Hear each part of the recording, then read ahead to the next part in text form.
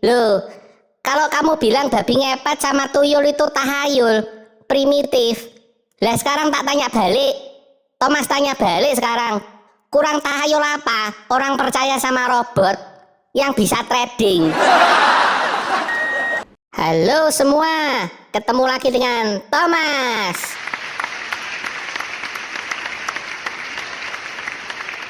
Kabar baik, kabar baik. Hah, kenapa? Loh, itu jawaban John. Loh, gini loh, biasanya kan Thomas yang nanya apa kabar. Sekali-kali Thomas yang jawab, biar kamu nggak bosan jawabnya. Jadi hari ini biar Thomas yang giliran jawab. Baik, John. John, masih bicara soal kasus flexing dan korban-korbannya. Makin rame ini. Sekarang bermunculan kasus yang lebih aneh-aneh lagi. Modusnya aneh dan korbannya juga. Gimana ya? Kasihan John kalau korbannya bablas anginnya semua. Kebetulan kemarin ada afiliator ditangkap. Afiliator yang binary option itu. Nah, jadi kayak dapat angin. Kayak dapat dinginnya AC gitu loh John. Jadi ada momentum, ada boloni. Boloni itu apa ya? Ada yang senasib. Para korban ini ternyata John, mereka selama ini sudah tahu ketipu dan merasa ditipu. Tapi diam saja. Mungkin karena nggak ngerti mau apa atau nggak ngerti mau lapor ke siapa.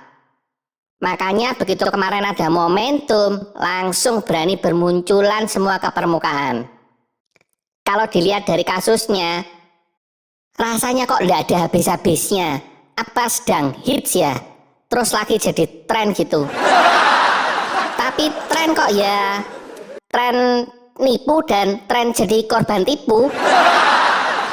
Gini John, yang baru, selain korban flexing yang binary option kemarin, yang jumlah nominalnya fantastis, karena nominal kerugiannya ratusan miliar, dan sudah bikin melongo banyak orang, termasuk kamu John. Ini kabarnya ada lagi yang katanya jauh lebih kejam. Karena total kerugiannya bukan ratusan miliar lagi, tapi sudah triliunan. Lah ini kalau kamu tahu uangnya, nggak bisa tidur kamu. Ini kalkulator 12 digit aja nggak cukup buat nampung nolnya. Diduga namanya robot trading. Jadi ini katanya buat orang yang mau ikut trading bisa dapat untung yang otomatis, alias tidak usah mengendalikan tradingnya, alias taruh uang terus tidak usah ngapa-ngapain. Lah mainan model kayak gitu itu loh, terus buat apa coba? Apa karena bingung punya uang terlalu banyak, terus jadi pengen yang ndak-ndak? Orang itu loh kadang makin banyak duitnya itu kan ya makin gitulah. Kalau orang kaya di luar negeri John, senangnya mencoba main yang berisiko, yang memompa adrenalin. Perginya ke Las Vegas, ke Macau, ke kasino John. Kamu tahu nggak apa itu kasino? Apa? Loh, bukan kasino warkop John. Kalau kasino itu anggota warkop, beliaunya sudah almarhum. Itu tuh lain. Ini kasino pakai CACASICNO, kasino. Itu tempat judi. Iya?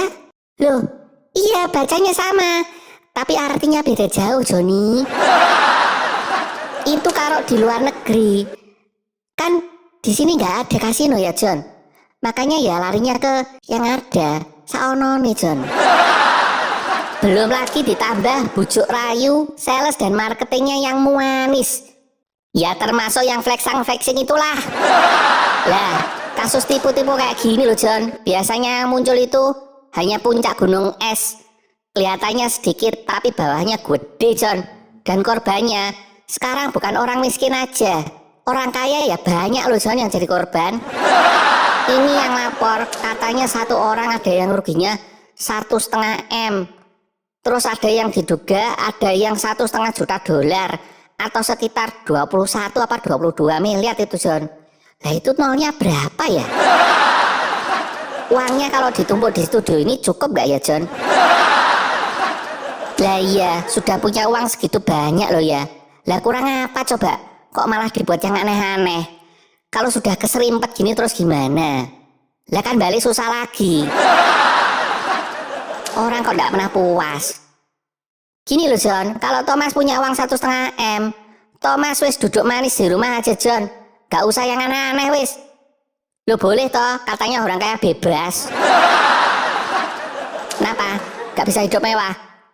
Gayamu itu loh John, kayak tahu hidup mewah itu gimana. Jangankan 1,5 M, lah kamu 1,5 juta aja masih kasbon kok. Maksud Thomas tuh gini loh. Kalau kamu sudah punya cash 1,5 M, ya wis lah ngerem dikit. Selain lebih banyak amal, kalau investasi lebih hati-hati. Soalnya emosinya orang kalau punya uang 15 juta sama 1,5 M itu beda. Biasanya kalau kamu sudah punya 1,5 M cash, kamu pengen cari tantangan yang baru lagi, yang lebih ekstrim. Jadi rodok kewanen. Kewanen ki apa ya? Terlalu berani. Padahal ngumpulin 1,5 M itu kan ya sudah menantang loh John. Bagi sebagian besar orang sudah ekstrim dan malah mungkin mustahil. Contoh, sekarang kalau gajimu 5 juta per bulan, butuh berapa lama coba kamu ngumpulin 1,5 M itu? Ayo dihitung. Itu butuh 25 tahun tanpa makan, minum, dan beli baju loh John. Padahal kencing aja bayar John. Gak percaya? Kalkulator. Lah kamu punya 1,5 M, langsung terus kamu mau lipatkan lagi. Apa ndak serakah itu? Lah mbok kalem sih, ndak usah kemerungsung. Loh, investasi apa salah? Oh, tidak, investasinya tidak salah, bagus itu. Tapi kamu kan harus jauh lebih hati-hati ketimbang waktu uangmu cuma 15 juta. Menghitung risikonya, berisiko atau tidak, resmi atau tidak. Terus yang jamin siapa?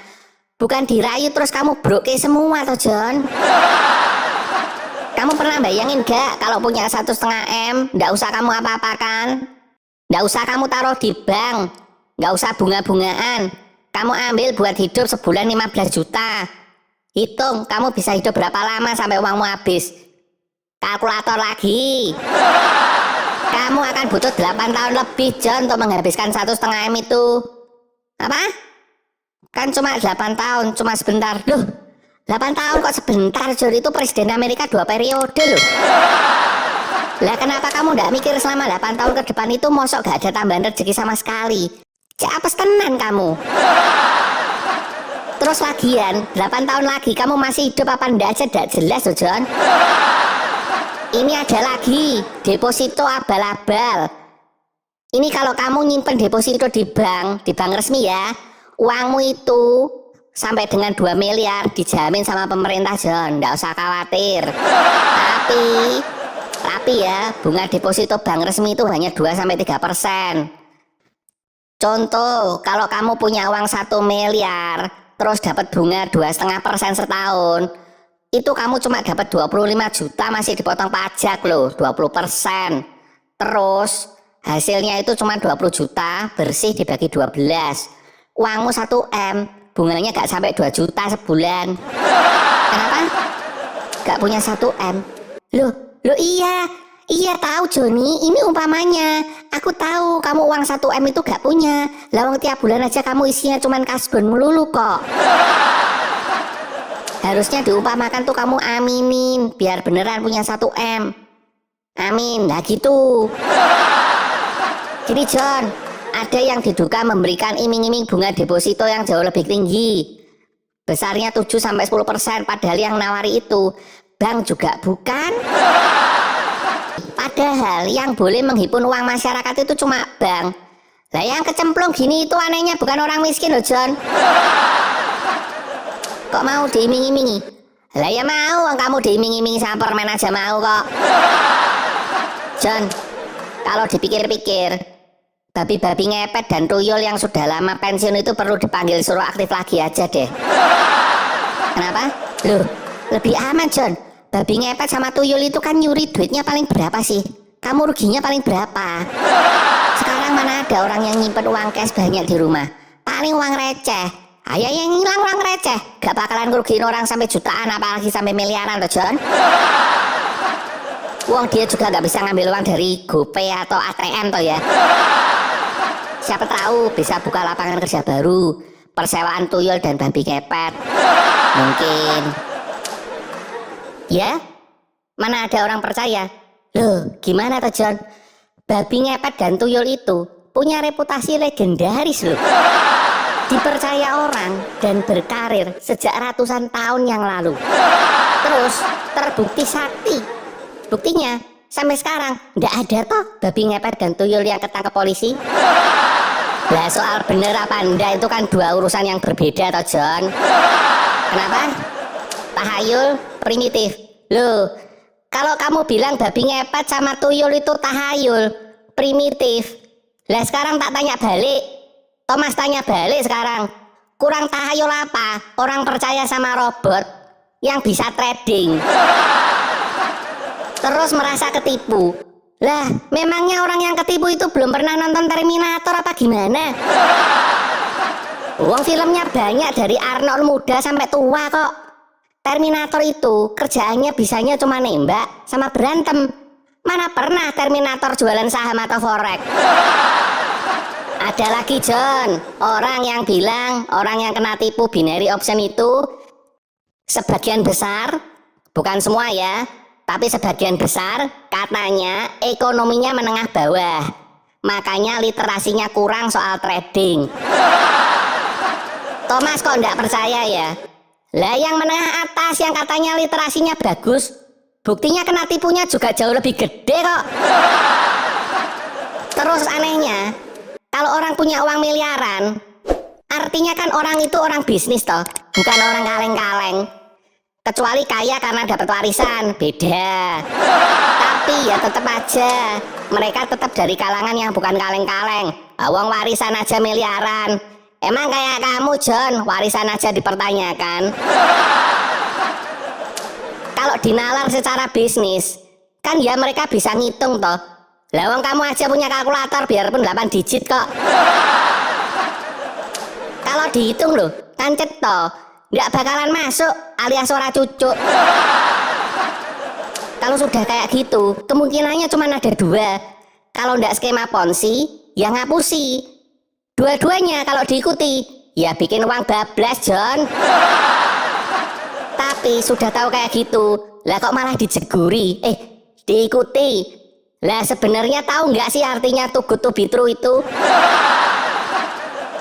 Makanya kalau yang seperti ini aja banyak orang percaya dan kejadiannya banyak dan terus berulang, Thomas mulai berpikir, ya kayaknya babi ngepet dan tuyul itu masih menjanjikan, punya prospek masa depan yang cerah, John.